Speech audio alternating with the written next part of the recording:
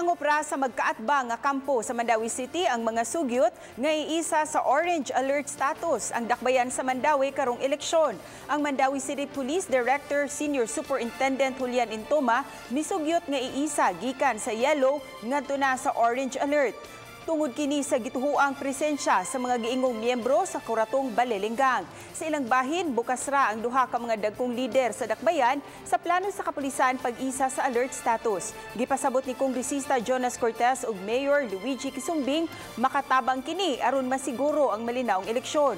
Giklaro hinuon sa duha nga magkaatbang sa piniliay karong Mayo nga kaniadto pa man malinaw ra ang syudad matag eleksyon. Ang Task Force Cebu sa Armed Forces of the Philippines may pasabot usab.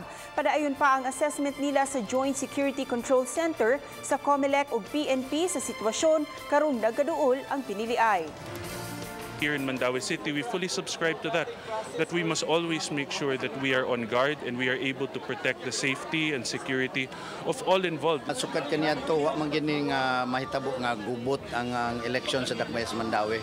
Unya, well, mas maayo masad nga kanang dili ta mo kumpiyansa no nga maghuwat ta nga dunay mahitabo kay usually ang anha na ta manguros ini gumagkilat. As far as security matters is concerned, of course dinidiscuss natin sa JCC but yung Task Force Cebu kasi medyo splintered yung tropa, so we are asking higher headquarters, particularly the Central Command, to give us augmentation forces.